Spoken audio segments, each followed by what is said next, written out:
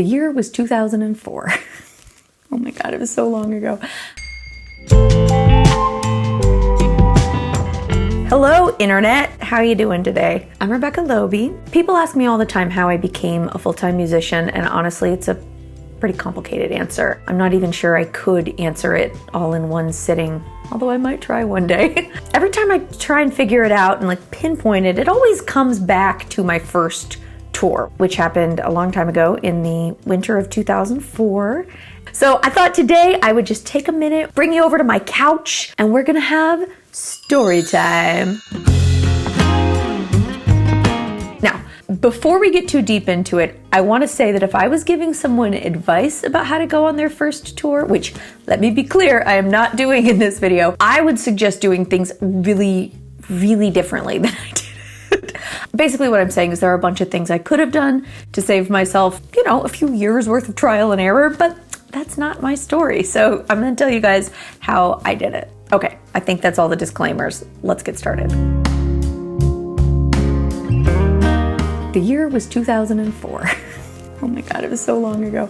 I had just graduated from college with a degree in music production and engineering from Berklee College of Music, and I made it my life's mission to record an album and go on tour. I spent the whole summer working hard. I had lots of skills and lots of friends from college who were able to help me do it, produced the record myself, got it done. So this is Hey It's a Lonely World, my debut album. So I had this CD and I thought, all right, what do people with CDs do? They go on tour. How do you go on tour? I don't know. I'm gonna find out. The first thing I did was research venues. I was looking all over the internet for places that hosted singer-songwriters, and I was making a big list, like a spreadsheet in, what would it have been? It wasn't Google Sheets, it was probably Excel. And then I looked at the calendar page of all of those venues to see what artists were playing there. And then I also started making a list of singer-songwriters. And I would see singer-songwriters who were playing at the venues that I wanted to play at, who seemed sort of in the same vein as me. And then I would go to their websites and look at all the venues that they were playing at. And then I would go to those venues' websites and put them on my venue list and then find more artists for my artist list. And I sort of fell down this rabbit hole till both lists got pretty long. I think people I was looking to at the time were like Kyler England, Dean Fields, Ari Hest, Kelly McFarland, Ellis Paul, obviously, he was a hero of mine who later became a good friend. So I was looking at all those people's websites and finding venues to pitch myself to and other artists to stalk through those venues. And then I started sending out press kits. This was 15 years ago, and I sent out physical press kits in the mail, which is hilarious because I had no press, none. I got big clear plastic envelopes and I put a 11 by 17 inch poster. I put my CD. I put, a little promotional postcard I had made, and I had convinced one small publication in my hometown of Atlanta to write a little blurb about me that I could use as a quote, and I think I maybe offered to do some volunteer work for them in exchange for the quote. Not sure on the journalistic ethics of that, but it was pretty rough and tumble back in 2004. And I had my press kit, and I sent it out to the first round of venues that I wanted to try playing at. This was an investment. I was paying for big plastic envelopes and posters and postcards and all that stuff, but I sent out, 20, 30, 40 of them. And I remember the first venue to call me back on my cell phone, Stephen at Iota Club and Cafe in Arlington, Virginia. And he was so nice, and he told me that, he didn't have anything for the dates I was looking for, but to try again next time. But still, he called me and he sounded interested, and he was really genuine and sweet. And I played at that venue for 10 years, 12 years, right up until they closed last year. Anyhow, I started getting calls back from my press kits, and I started also aggressively following up with all of the venues I'd sent press kits to. At this point, I was working two jobs. I was working as an audio engineer and editor at a recording studio in South Boston, and I was also working as a cashier and bagger at Whole Foods. Both jobs were very important to my career development, believe it or not. And I would spend my time on my lunch breaks from those jobs calling venues to cold call and sort of pitch myself. Hi, my name is Rebecca Loebe, just seeing if you got my press kit. I'd love to come play. These are the dates I'm looking at. So I managed to string together about 8 shows for the November and December of 2004. I'll explain the air quotes in a minute. tour was starting in Georgia, where I grew up, and I was going to basically tour from Georgia all the way up to Boston, where I was living at the time. Now, this was, again, back in 2004. It was pre-smartphone, which is hard to believe. I just had like a tiny little Nokia phone. So there was no Google Maps. I did not have a GPS. I was printing out MapQuest printouts for all of the legs of my route. So the first gig on the tour was, I think, before Thanksgiving, and it was at Kennesaw State University, which is in Kennesaw, Georgia, just north of Atlanta. It was my first maybe college gig that I had successfully booked myself by cold calling a college. I'm pretty sure it was the only paying gig of the entire tour, like where I got a guarantee. And there were exactly 2 people in the audience for my concert. It was a lunchtime show. I was in this big empty room with like linoleum floor and fluorescent lighting, and I was, kind of shoved up against the wall in this room, and there were 2 people in the audience. One was my mom, and the other was this very sweet guy wearing a suit. He had silver hair, and he wandered in towards the beginning, and he sat and listened to the whole show. When I say that things that happened in the first tour have affected my whole career, like this is an example of that. This super sweet guy, his name is Kemper.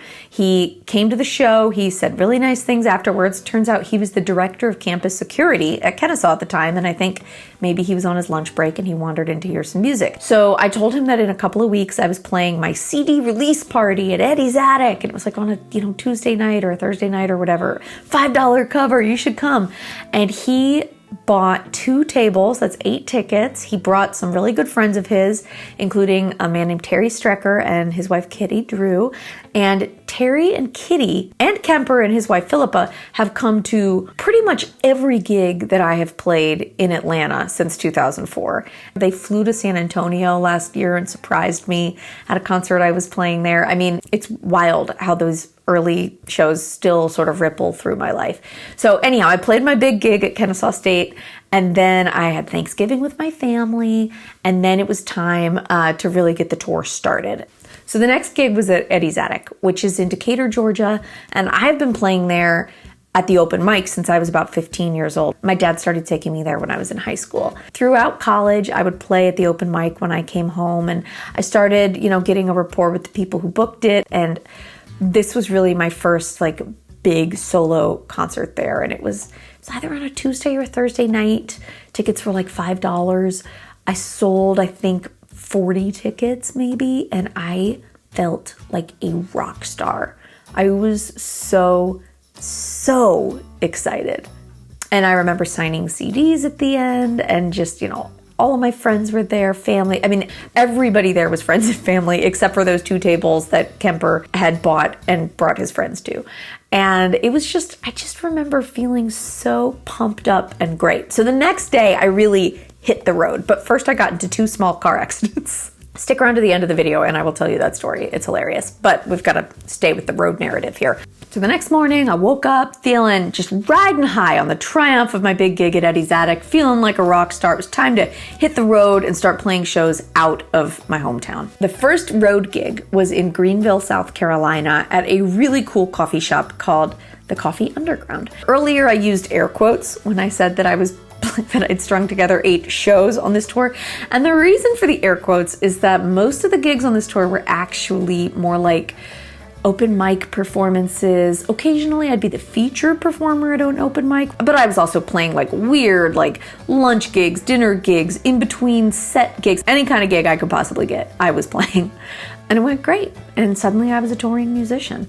So the next night I played the open mic at the Evening Muse in Charlotte, North Carolina. And I also met a few songwriters and bands who were local. And I met folks from those bands, and we became friends, and I loved their music. I got to hear them play in the open mic. They heard me, and we started making plans to play together. So the next time I went to Charlotte, I had these 2 bands I knew that I could open for. And then I was able to open for one, I opened for the other, and the promoter who booked the show saw me play, and that led to me doing co-bills with other bands in town. And eventually I was able to play, big co-bill shows, grow my audience by being exposed to the audiences of the people I was opening for and co-billing with, and that ultimately led to me being able to headline my own shows.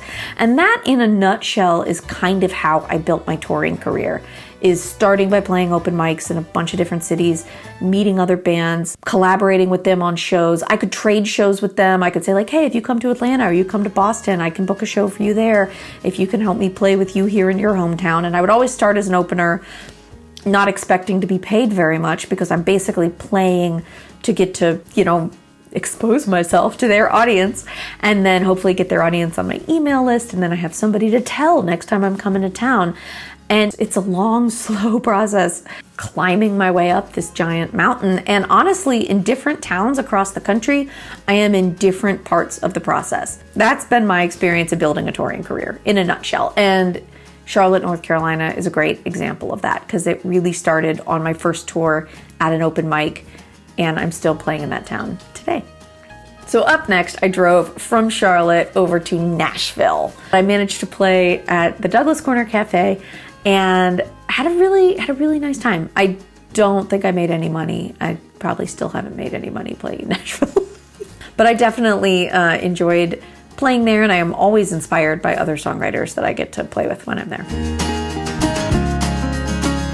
We've got to talk about a quick vocabulary word for touring. The word of the day is routing.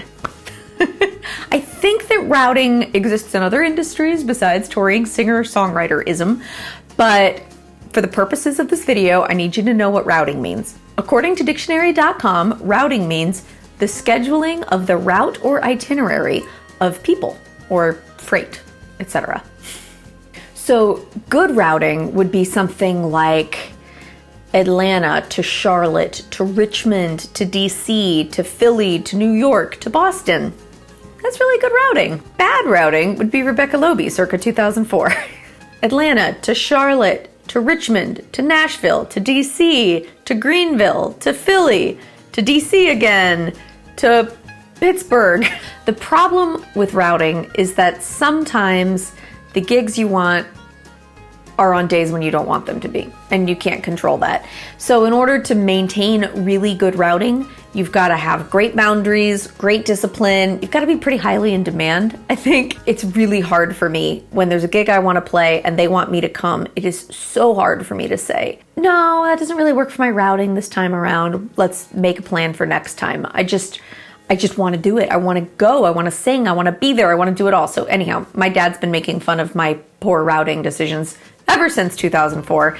My first particularly egregious routing mistake was when I booked myself, well, okay, it was an open mic, but when I scheduled myself to perform at an open mic in Arlington, Virginia, which is a suburb of Washington, D.C., the day after I played a show in Nashville. Now, if you take a quick look at a map, Nashville is 660 miles from Arlington, Virginia. It is a 9-hour and 40-minute drive without pit stops, gas, lunch, any stops of any kind, and you lose an hour on the way. I don't know what made me think this would be possible. The worst part about it is that I had listed the Arlington, Virginia Iota Club and Cafe show as a show on my website because I was so excited to be performing in this area. I had lots of friends and family because I'd been born there and lived there till I was 8 years old. Two of my mom's brothers, my uncles Jim and John, and their wives, Terry and Kara, made a plan to surprise me at the show. They booked a table, they bought tickets, they got there, and I didn't make it because the drive was so long and the traffic when I got to the DC area was so bad that I couldn't even get there before the show was over. I still feel so guilty about that. I mean, they had little kids, they bought tickets, they drove from the suburbs, they got babysitters. Oh. So anyhow, I felt pretty bad about that, but it was a good lesson in routing for sure. So the next night I had a show in Alexandria, Virginia, and I was really excited about this one. I had seen their website that they host musicians, singer-songwriters like me, so I sent them a press kit and I called to follow up on the press kit, and it was the easiest booking conversation I had ever had. Hi, my name's Rebecca Loebe. I'm calling to follow up on my press kit. I was wondering if I could come play sometime. Sure. Really? Okay. Well, how about Thursday, the 10th of December at 8 p.m.? Sounds good. Is that it? Is there anything else we need to do? Nope, we're all set. Cool, thanks. Great, I'll get it on my website as soon as possible. Click. So I got there to my big gig, and it turns out that it's a venue that has an open stage policy. 4 nights a week, they just have open mic continuously from 6 p.m. till 2 a.m. So of course, when I called to book myself at the gig and asked if I could come perform, they said yes, because the answer is yes. It's a permanent open mic. Everybody there was really nice and cool. And when I said that I had, posted on my website I'd be playing at 8, everybody was chill about it. They let me play at 8.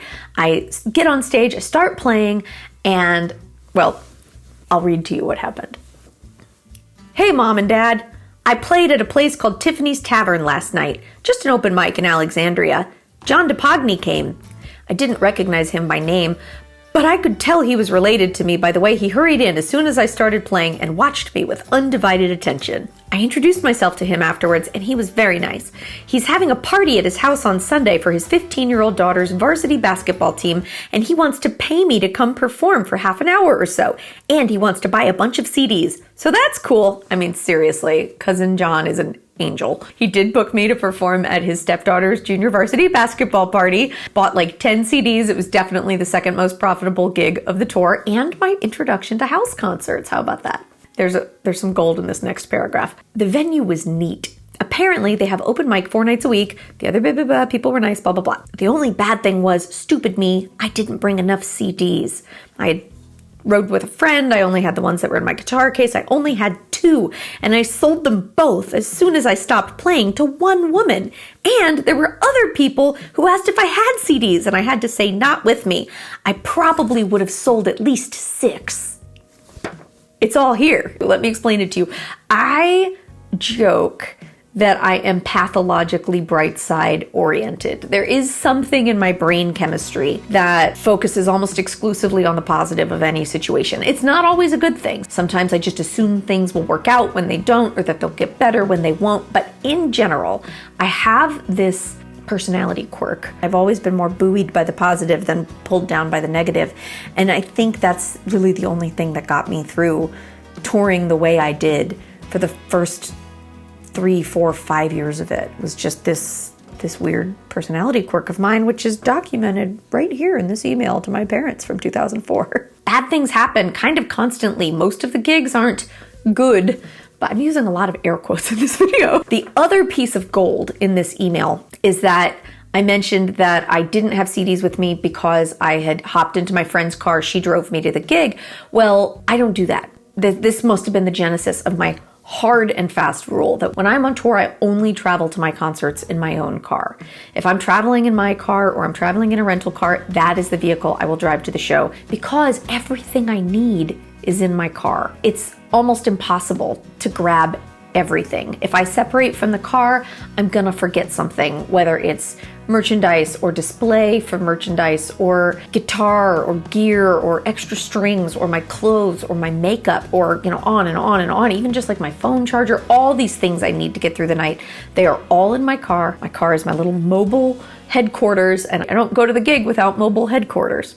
The other thing is that since this tour is so early on, it was my first one, I didn't have an email list when the tour started. I didn't have a smartphone, so I wasn't taking a lot of pictures. My website has changed like 17 times. I don't have a lot of records of this tour. I had to really put it together through my memory, through old calendars, through talking to my parents and some friends who knew me back then. Papa Loebe has had the same email account since, the dawn of time. He's had this Yahoo account forever, and he just scrolled back in his Yahoo account until he got to 2004, and he found several emails that I sent home to my parents just telling them about what was going on the road. And that is how I was able to piece together what happened on this tour for you guys. 3 cheers for Dad. So the last show of the tour that I remember was that I got to play at CBGB's in New York. They had like a downstairs kind of smaller venue. Now, it wasn't in like the big rock club where like Blondie played in the 80s, but I was downstairs and that was good enough for me. It was by far one of the coolest gigs on the tour. That was really exciting. I remember that a few days after I played, a woman emailed me saying that she was friends with a guy who was about to open a venue called the Rockwood Music Hall, and they wanted to know if I wanted to play at Rockwood the next time I came to New York. I don't know if she saw me at CBGB's or if she saw my name on the calendar at CBGB's. Besides like playing at a place that was part of rock and roll history, it also led to me being invited to play at this new venue that was just opening up, and I have played at Rockwood on and off for the last 15 years. So I you know, after 3 weeks on the road playing 8 shows, I limped back home to Boston in the good old 92 Ford Taurus that had made it from Atlanta to Boston. And I went straight back to work at Whole Foods. I was working as a bagger and a cashier, and I was lit up. I was electric with excitement about what it had been like on the road. And I probably was super annoying talking about, oh, well, when I was on the road, but I just couldn't get enough of it. It felt like what I was supposed to be doing. Suddenly it became my full focus, my full obsession was just figuring out, I got to get back out there. It took 10 months, but in the fall of 2005, and I did a 3-month tour. And then that 3-month tour, that was it. I had the bug, and I decided that if I gave up my apartment in Boston, put all my stuff in storage, I could probably afford to be a full-time touring singer-songwriter. And I was wrong. My math was terrible. But I did put all my stuff in storage, move into my car, and start trying to be a full-time singer-songwriter, all because of this first tour. If you're looking to start a career as a singer-songwriter, take what I've said with a grain of salt, because most of it was really dumb, but it was my path. It's the way I did it. Some of it worked, some of it was madness. It was fun. It was hard work, and I'm grateful to my former self for having worked so hard and put myself through so much craziness in order to get my career launched and get to the point where I can afford to be a full-time musician. Okay, I'm gonna stop there for the day. I've talked so long it's gotten dark outside. I don't know if the lighting has changed. We're gonna pick it up soon with part 2, in which some of my favorite songwriters in the world are gonna tell you and me all about what their first tours were like. So stay tuned for that. And in the meantime, do me a favor, click like if you like the video, that little thumbs up thing. Please click subscribe. I know that I sound like a little crazy YouTube robot, but apparently it's really helpful. So please click subscribe with the little notification bell. I think that's it. You guys, I appreciate you so much for listening. If there's anything you want to hear me talk about life behind the scenes as an indie musician, let me know in the comments and I will see if I have anything to say about it. Thanks for spending this time with me. This has been fun. Okay, bye guys.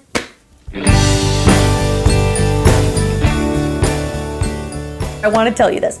So the first day that the real traveling began on this tour, I stopped at the Book on Tape store. So I was in this parking lot, and I had driven up to the end and I was waiting to turn left, but there was this car kind of backing up to pick somebody up. I was waiting for them to finish backing up, and I assumed they were going so slow. I assumed they saw me.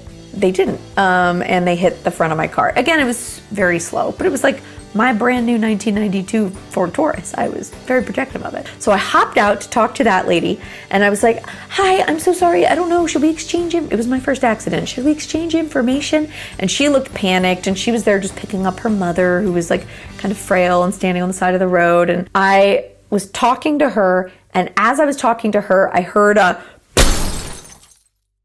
and I looked, and someone had backed into the back of my car, because where I had stopped my car, I was kind of blocking a few parking spots, and somebody had gotten into their car to leave their parking spot, kicked it in reverse, and not seen the giant 1992 burgundy Ford Taurus blocking their parking spot, and they just backed straight into my rear bumper. So there was this woman who gets out of the passenger side, and she was about 100 years old. She had bright red hair being held up by a pencil, and she was like 4'10" and just a complete spitfire. She started yelling at me for, why was your car there? And then the driver, her husband, gets out of the car, and he's like, he's gasping for air. He is on oxygen. He's like, Sheila, I think I hit something. And she goes, get back in the car, Harold. So Harold gets back in the car. Sheila's yelling at me. The people who hit the front of my car have just left since I went to the back of the car to talk to Sheila and Harold. And I looked, and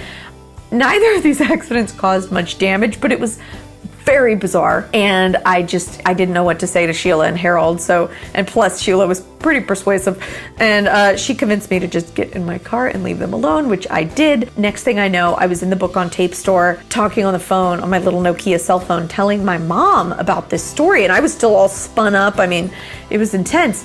The shopkeeper comes over to me and says, ma'am, this is a family store, and if you're going to be using language like that, we're gonna have to ask you to take your conversation outside.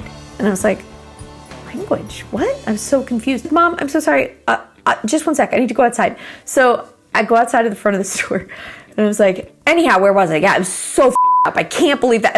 And then I started cracking up, because I realized that was the kind of language I had been using in the family tape store, but it was up. I can't believe that happened. Anyhow.